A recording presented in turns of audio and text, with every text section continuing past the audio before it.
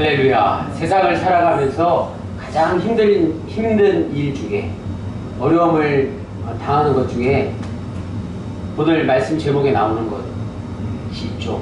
양심을 잃어버리는 것 아닐까요? 양심이 없다면 우리가 사는 이 세상은 어떻게 될까요? 양심을 잃어버렸다는 건 정말 무서운 말입니다. 양심이란 사물의 가치를 구별하고 변별하고 자기의 행위에 대하여 옳고 그름과 선과 악의 판단을 내리는 도덕적 의식이라는 뜻입니다. 그렇다면 사전에서는 양심이라는 것을 이렇게 설명하는데 성경에서는 양심에 대해서 어떻게 말씀하고 있는지, 성경에서 양심에 대해서 종종 말씀하고 있지만 오늘 본문에서만큼 가장 강력하게 말씀하고 있는 곳은 없습니다. 다 같이 본문 속으로 들어가서 우리에게 필요한 양심이란 과연 어떤 것인지를 알아보겠습니다. 18절 말씀, 그리스도께서도 단번에 죄를 위하여 죽으사 의인으로서 불의한 자를 대신하셨으니 이는 우리를 하나님 앞으로 인도하려 하시니라. 자, 18절 말씀에 단번에, 그리스도께서도 단번에 죄를 위하여 죽으셨다. 단번에라는 단어가 굉장히 중요합니다. 세상에서 제일 중요한 일은 몇 번 일어나는 것일까요? 한 번 일어나는 것. 단 한 번 일어나는 것입니다. 두 번 다시 일어날 수 없는 일입니다. 예수 그리스도의 십자가 사건은 두 번 다시 반복될 필요가 없는 완전한 것이기 때문에 단 한 번으로 족하다는 뜻입니다. 그걸 가리켜서 조금 어려운 말로 유일회적이다 라고 합니다. 유일회적이라는 말을 요즘 예능 프로 같은 데서 종종 사용하는 것을 보고 깜짝 놀랐습니다. 주님의 십자가 사건은 유일하고 일회적인 것, 유일회적인 것이라는 뜻입니다. 다른 것에는 이런 표현을 쓸 수 없는 것입니다. 이 얼마나 확실하고 귀중한 것일까요? 또 오늘 우리가 기억해야 할 것은 죄인이 고통당하고 죽어야 할 자리에서 죄인 대신에 의로우신 하나님의 아들 예수 그리스도가 대신 고통을 당하고 죽으셨다는 것입니다. 예수님은 소외되고 원수 관계에 있던 죄인들을 하나님께 돌아오라 돌아오라 외치시면서 그들과 하나님이 화목해 하기 위해서, 그들과 하나님을 화목해 하기 위해서 본인이 직접 고난을 당하시고 십자가에 달려 죽으셨다는 사실입니다. 우리가 너무나도 잘 알고 있지만 이건 잘 생각해 보면 두 번 다시 일어날 수 없는 유일회적인 사건이었습니다. 이보다 더 큰 일이 어디 있고 이보다 더 선한 일이 세상 어디에 있겠습니까? 그는 의롭고 죄가 없으심으로 자신의 잘못 때문에 고난을 받을 이유가 없는 분이셨습니다.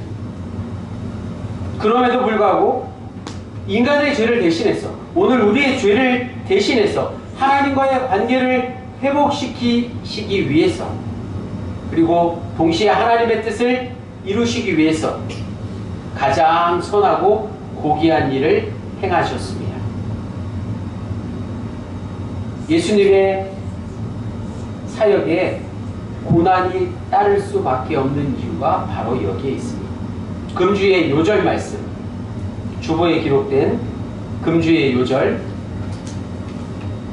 베드로전서 3장 21절 말씀을 우리 다 같이 한 목소리로 읽겠습니다. 시작. 물은 예수 그리스도께서 부활하심으로 말미암아 이제 너희를 구원하는 편이 곧 세례라. 이는 육체의 더러운 것을 제하여 버림이 아니요 하나님을 향한 선한 양심의 간구니라. 오늘 본문 중에서 가장 중요한 단어는 바로 선한 양심입니다. 선한 양심. 베드로는 하나님을 향해 선한 양심을 간구하라고 명령합니다. 자, 양심이란 구체적으로 영어에도 그렇고 오늘 본문에 쓰여진 헬라어에 보면 함께라는 전치사와 함께가 콘인데요. 그 전치사와 안다라는 사이언스는 과학이라는 단어예요. 그래서 과학은 정확한 것이잖아요. 아는 것이잖아요. 컨사이언스, 컨션스. 그래서 양심이 무슨 뜻이에요? 아는 것인데 함께 아는 것입니다. 혼자 하는 것은 양심이라고 할 수 없습니다.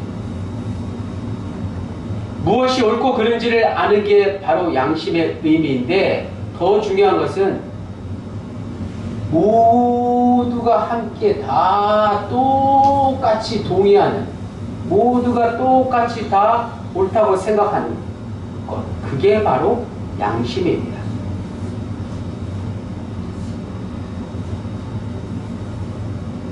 하지만 이성이 아직 발달하지 못한 이들, 우리 영찬이나 영인이처럼 아직 미숙한 어린아이나 또 장애가 있는 정신지체인들에게 양심을 적용할 수 있을까요? 양심은 모든 사람에게 똑같이 적용할 수 없다는 사실을 알아야 합니다. 양심은 혼자 아는 게 아니라 모두가 다 함께 아는 것이라는 성경의 의미는 우리가 그동안 알고 있는 양심의 뜻과 조금 다르죠? 다른 거예요. 그래서 우리가 이 양심이라는 걸 지키는 게 힘이 드는 것입니다. 베드로는 양심 앞에 선한 양심이라고 했으니 이건 매우 충격적인 말입니다. 그동안 우리가 알고 있던 양심과는 다른 것입니다. 양심이 무조건 좋은 것만은 아니라는 뜻이기 때문입니다. 자기 자신의 양심을 무조건 믿을 수도 없는 것입니다. 나도 모르게 선하지 않은 양심에 물들 수도 있다는 것입니다. 우리가 사는 세상에는 실제로 어떤 게 양심인지 어떤 게 선한 양심인지 구분하기 힘들 경우가 분명히 있다는 것이죠. 자신은 양심에 따라 행동했지만 그게 다른 사람을 불편하게 만들 수도 있다는 걸 알아야 됩니다. 더 나아가서 이 사회를 파괴하는 일이 될 수도 있다는 걸 알아야 합니다. 우리는 모두 선한 양심과 악한 양심 사이를 왔다 갔다 하면서 살고 있는 친구입니다. 자, 이 사실을 아주 심각하게 고민한 사람이 있는데 바로 러시아의 대무도 도스토옙스키. 들어보셨을까요? 러시아 하면 톨스토이와 도스토옙스키가 대문호로 꼽히는데 죄와 벌이라는 소설에서 이런 문제를 극단적으로 다루고 있습니다. 가난한 대학생인 주인공 라스콜니코프는 악덕 고리 대금업자인 노파를 죽이고 그의 많은 그 악덕 고리 대금업자의 금고에 있는 돈을 강탈했습니다. 그 노파는 아무짝에도 쓸데없는 해충과 같으므로 그를 죽이는 것은 전혀 잘못이 아니라는 그의 잘못된 양심에서 나온 행위였습니다. 아무리 나쁜 사람이라고 해도 그 사람을 죽이는 게 바른 양심인가요? 그렇지 않습니다. 그러다가 라스콜니코프는 소냐라는 한 여인을 만나면서 그의 양심이 가책을 받기 시작했습니다. 자신의 행위를 사랑하는 소냐에게 고백하고 그녀의 발에 입을 맞춘 라스콜니코프는 사랑하는 소냐가 저 광장에 나와서 사람들이 많은 곳에 가서 크게 입을 맞추고 나는 죄인입니다. 나는 살인자입니다. 라고 외칠 때 하나님께서 라스콜리니코프의 생명을 구원해 주실 거라고 권면하는 장면이 나옵니다. 이와 같이 우리는 모두 선한 양심과 악한 양심 사이 가운데 고민하면서 하루하루를 살아가고 있습니다. 자신의 양심은 결코 믿을 만한 게 못 된다는 사실을 먼저 알아야 합니다. 어릴 적에 양심적인 것이라고 생각했지만 나이가 들어서는 그렇지 못하다는 것을 비로소 깨달을 때가 있습니다. 어렸을 때 저 아이는 너무나도 나쁜 아이야. 행실이 좋지 못한 아이니까 저런 아이하고 친구를 하면 안 돼. 라는 말을 들었는데 나중에 자라고 보니까 그렇지 않다는 거죠. 그 친구가 오히려 더 건강하고 더 바른 아이일 수 있다는 것을 뒤늦게 깨달을 때가 있습니다. 자, 오늘 본문 베드로전서 3장 21절 앞부분에 또 한 가지 중요한 이야기가 나오는데 바로 세례입니다. 자, 세례라는 것은 예수 그리스도와 함께 죽고 함께 산다는 의미입니다. 세례를 통해서 그리스도인은 죄와 죽음에서 벗어나 구원의 삶을 시작합니다. 그래서 일정 기간 교회에 잘 출석하면 예수님을 나의 구주로 온전히 고백하면서 물 세례를 받거나 간단한 어떤 성찬식에 참여함으로써 세례를 받게 되는 것이죠. 그런데 베드로가 그 좋은 세례를 뭐라고 말하고 있을까요?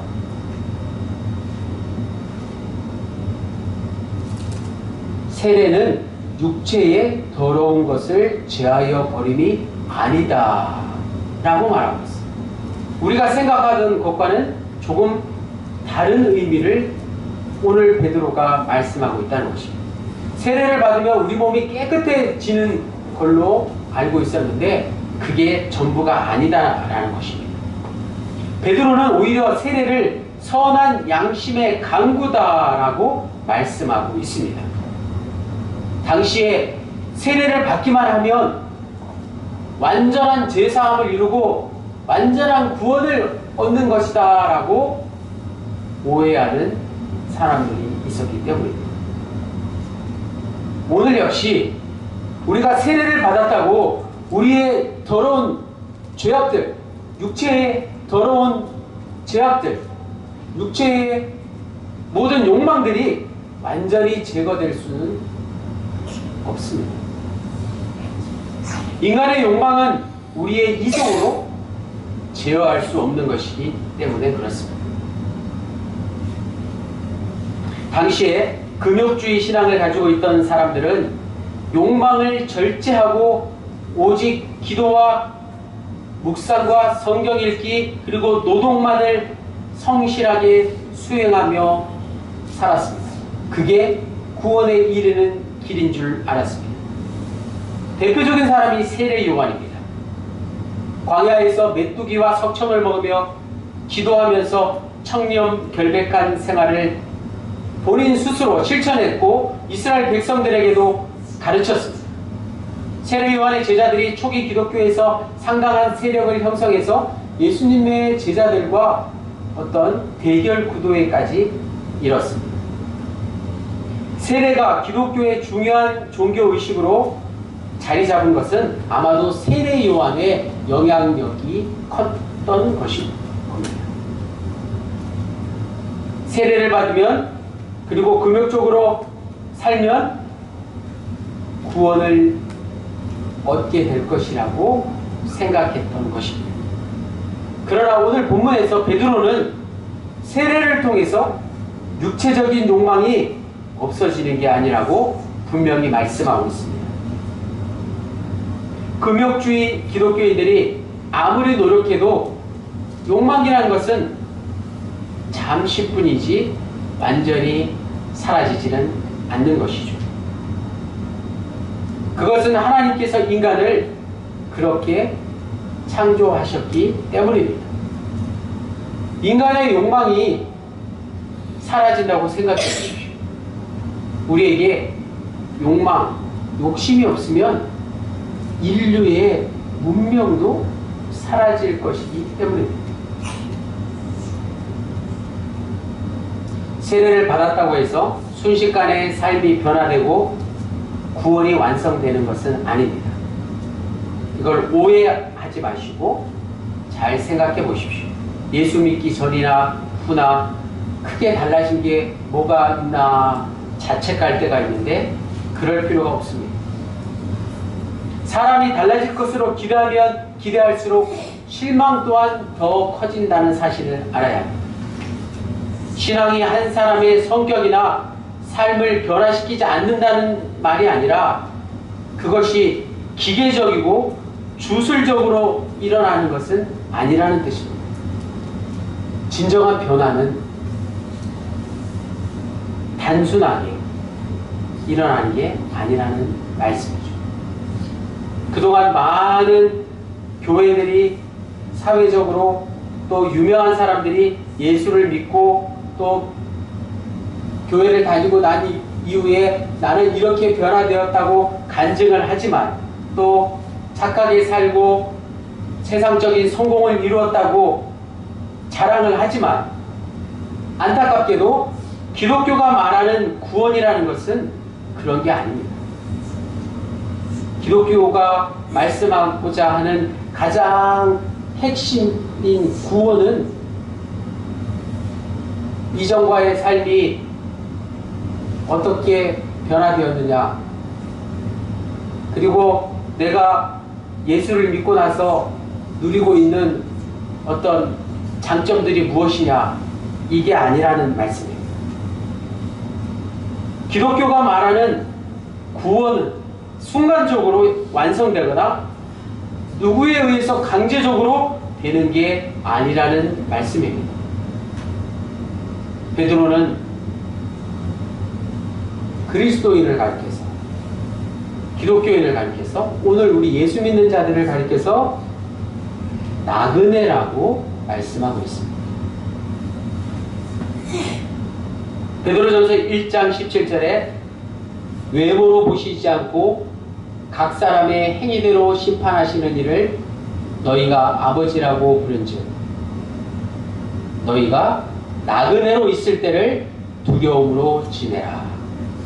베드로전서 1장 17절 말씀입니다. 베드로는 오늘 우리 예수 믿는 자들을 무엇이라고 말씀하고 있다고요? 나그네. 우리는 나그네와 같은 자들입니다. 나그네는 오늘 밤 어디서 자야 할지를 모르는 사람입니다. 나그네는 끊임없이 도전하는 사람입니다. 마찬가지 오늘 우리의 인생 역시 나그네와 같아서 언제 무슨 일이 일어날지 전혀 예측할 수 없습니다.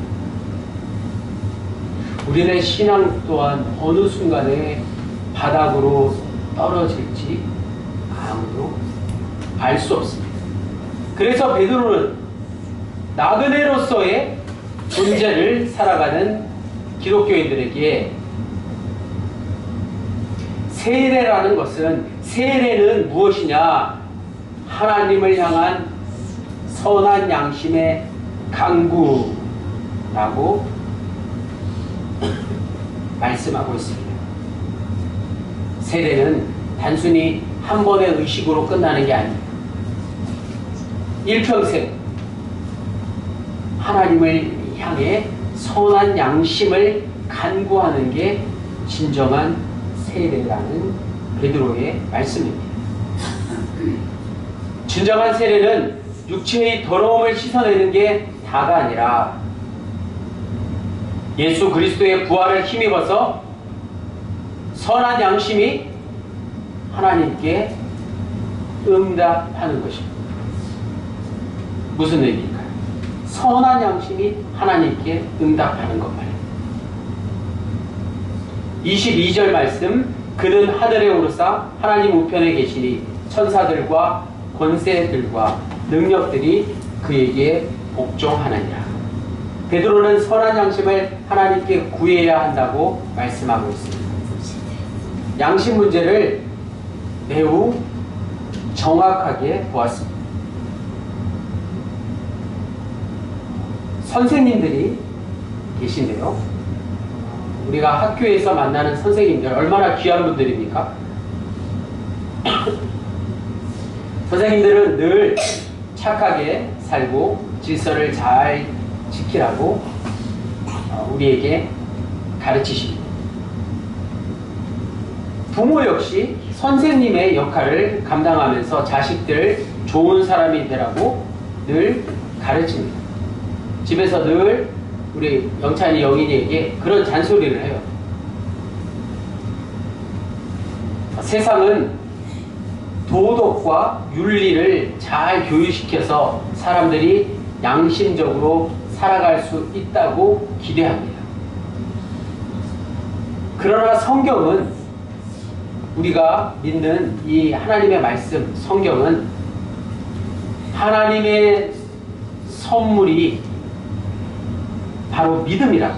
믿음이 하나님의 선물인 것처럼 선한 양심 또한 예수 그리스도의 부활과 구원과 세례를 통해서 얻게 되는 것이라고 말씀하고 있습니다.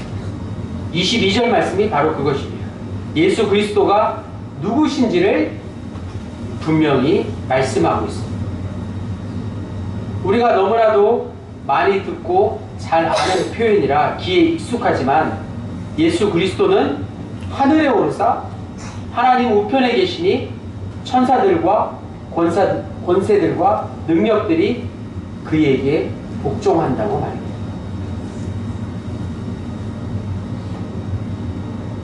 자, 오늘 말씀을 듣고 나는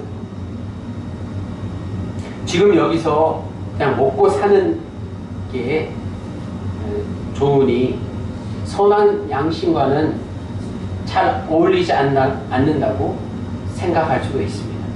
또 구태여 하나님께 선한 양심을 간구하지 않더라도 충분히 나는 그냥 남에게 피해 주지 않고 양심적으로 살 수 있다고 생각할 수도 있습니다. 하지만 우리가 누구입니까?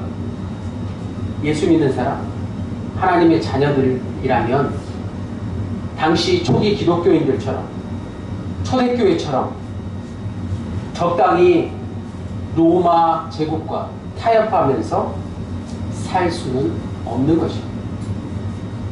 적당히 우리가 세상과 타협하면서 사는 게 그리스도인의 진정한 모습은 아니라는 말씀입니다.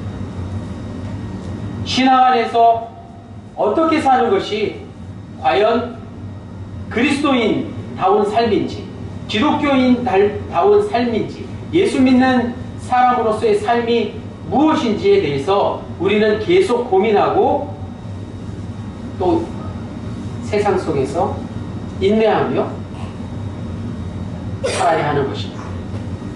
그런 기독교의 2000년 역사를 성경에서 우리는 확인할 수 있습니다. 더 근본적으로 예수님의 운명 자체를 보면 더 분명하게 드러납니다. 예수님이 당시 유대교 세력과 유대교의 기득권 세력과 적당히 타협했다면 십자가의 죽음을 당하지 않으셨을 것입니다.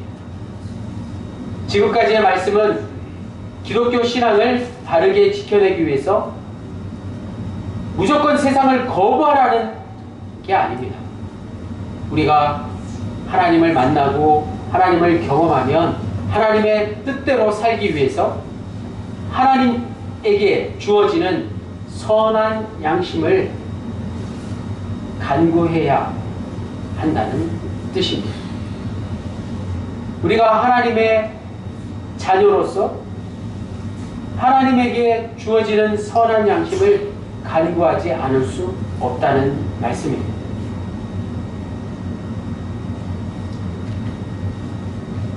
자, 오늘 말씀의 결론은 오늘 우리의 잃어버린 양심은 하나님께 선한 양심을 간구할 때 찾을 수 있다는 것입니다.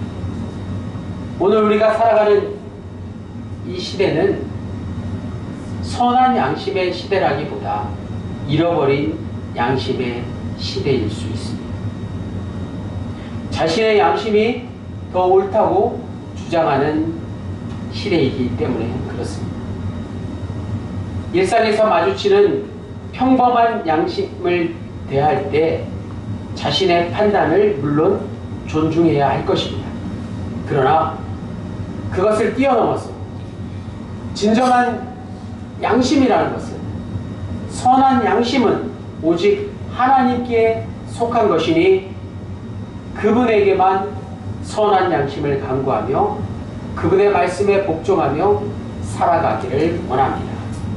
선한 양심은 하나님, 곧 그분이십니다. 그 선한 양심을 내 마음속에 모실 때 내 양심이 곧 성령님과 함께 하는 줄 믿습니다.